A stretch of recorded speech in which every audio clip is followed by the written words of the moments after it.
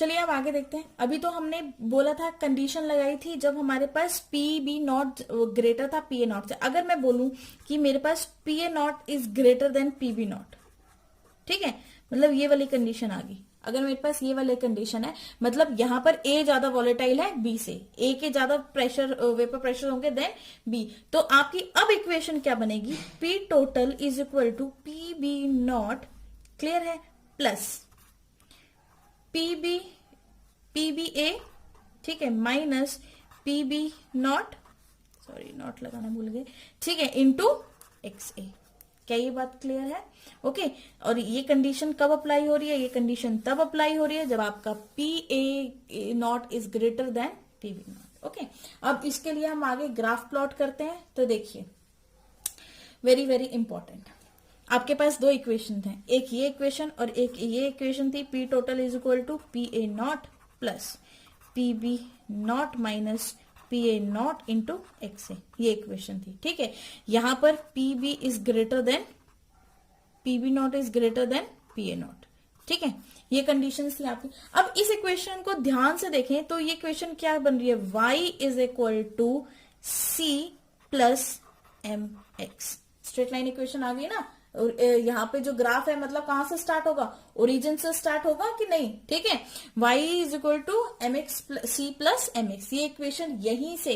अब देखिए यहाँ पे जो स्लोप है वो डिपेंड करेगा कि आपका पीबी नॉट बड़ा है या छोटा, मतलब आपका पीबी नॉट बड़ा है या छोटा है। अगर P B nought is greater than P A nought तो स्लोप विल बी पॉजिटिव, और अगर ये वाली कंडीशन है तो स्लोप विल बी नेगेटिव। हमेशा याद रखनी है आपने ये चीज, ठीक है।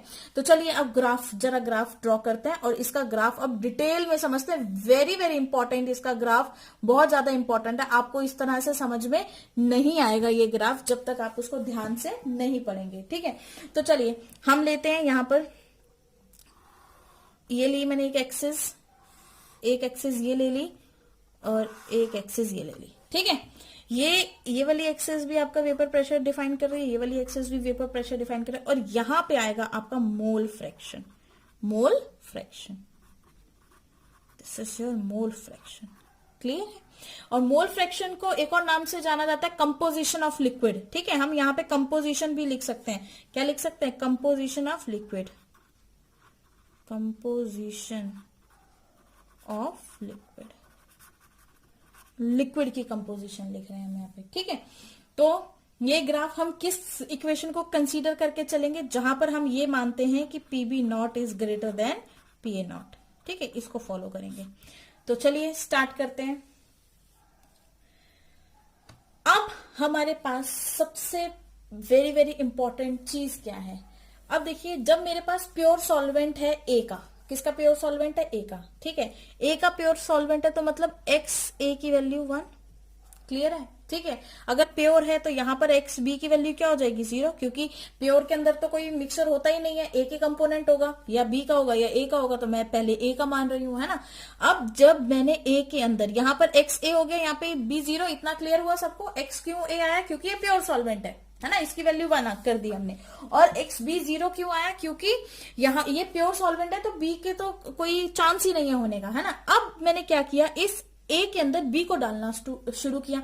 जैसे ही बी डलता गया, ये बढ़ता गया और यहां पर जाके एक्स बी मैक्सिमम हो गया, जिसकी वैल्यू हो गई 1। अगर एक्स बी मैक्सिमम है तो एक्स ए तो अप्रोक्सीमेटली 0 ही होगा ना, ठीक है। अब यहाँ पे प्योर क्या हो गया, एक्स बी और एक्स ए की कंसंट्रेशन खत्म हो चुकी है, समझ में आया। तो यहाँ पे एक्स ए क्यों लिया और एक्स बी क्यों लिया, यहाँ पे एक्स ए 1 है, वहां पे एक्स बी 1 है, यहाँ पे एक्स बी 0 है, वहां पे एक्स ए 0 है, क्लियर है ये बात। चलिए अब आगे चलते हैं और फिर से हम इस इक्वेशन के ऊपर आ जाते हैं, जो हमारे पास मेन इक्वेशन हमें गिवन है, ठीक है। इस इक्वेशन के पास आ जाते हैं। अब हमारे पास इस इक्वेशन के अंदर हम वैल्यूज पुट करके देखते हैं। जब हमारे पास x की वैल्यू क्या गिवन है, आपको 1 गिवन है, तो पुट करिए यहाँ पे। जब आपके पास x की वैल्यू 1 गिवन है तो क्या इक्वेशन बनेगी, करके देखें, सॉल्व करें। देखिए, आपको पता है कि P टोटल जो है वो किसके इक्वल है, P A not plus P B not minus P A nought, है ना, इंटू एक्स है। आपको पता है ये आपकी इक्वेशन है। अब आपने यहाँ पे एक्स की वैल्यू पुट करनी है 1, XA को आपने कितना पुट करना है, XA को आपने 1 पुट करना है। तो देखेंगे P टोटल आपका किसके बराबर आता है, PA not plus PB not minus PA not into 1। ठीक है, तो अब इसको खोलेंगे तो ये पॉजिटिव और ये नेगेटिव कैंसिल हो जाएगा। ठीक है, तो इसका मतलब P टोटल किसके इक्वल है, P नॉट B के इक्वल है। क्या ये बात क्लियर है? जब x इज इक्वल टू 1, ये भी लिखना है यहाँ पे, when x is equal to 1, very important.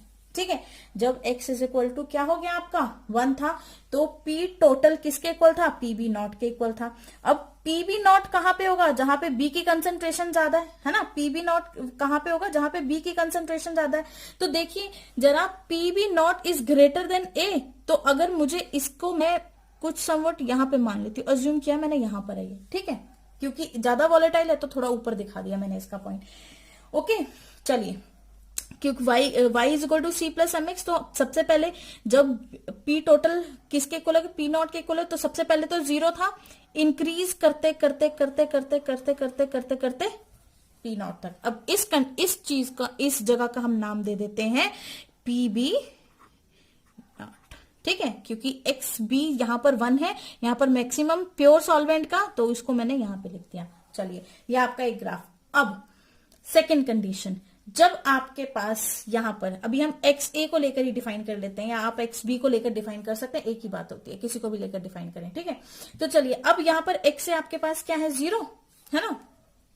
अब मैं फिर इस इक्वेशन को यहां पर सॉल्व करके दिखाती हूं। अगर मेरे पास x, फिर से हम वही लिखते हैं कि when x is equal to 0, जब मेरे पास x 0 है, तो मुझे ये पता है कि P टोटल जो है मेरा, वो किसके इक्वल होगा, PA not plus PB not minus PA not into XA, इसके इक्वल होगा कि नहीं, बिल्कुल होगा। अब यहाँ पे XA को तो आपने कर दिया 0 भाई, अगर ये 0 होगा तो ये सब कुछ ही 0 हो गया, ये पूरी टर्म क्या हो गई, 0 हो गई, है ना। तो अब आप क्या करेंगे, P टोटल को किसके इक्वल करेंगे, PA नॉट के इक्वल करेंगे। ये आ गया आपका, यहां से, यहां पर P टोटल था P नॉट के इक्वल, और यहाँ पे P टोटल है PA नॉट के इक्वल। ठीक है, अब PA नॉट कहां मिलेगा, जहां पे इसकी मैक्सिमम कंसंट्रेशन है, XA की कंसंट्रेशन तो यहां पर है। अब एक और चीज याद रखना कि मैंने लिखा हुआ PB not is greater then PA not, इसका मतलब B की वैल्यू ज्यादा है A से, तो मुझे इस जगह से थोड़ा कम बनाना पड़ेगा।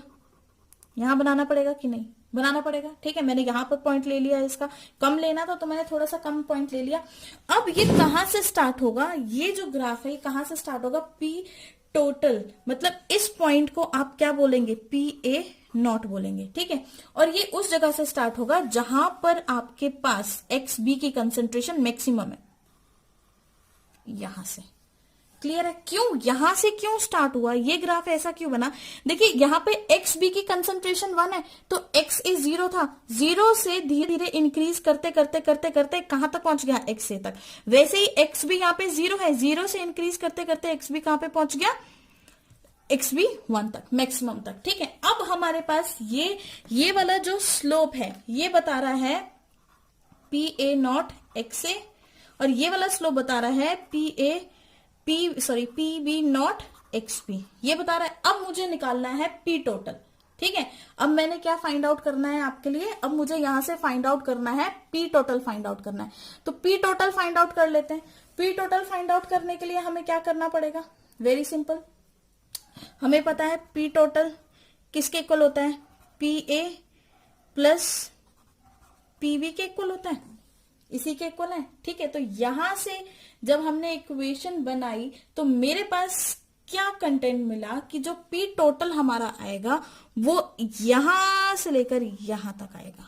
ठीक है, तो ये जो ऊपर वाला ग्राफ है ये आपका P टोटल का ग्राफ है, जो कि रिप्रेजेंट कर रहा है PA not XA plus PB not XB।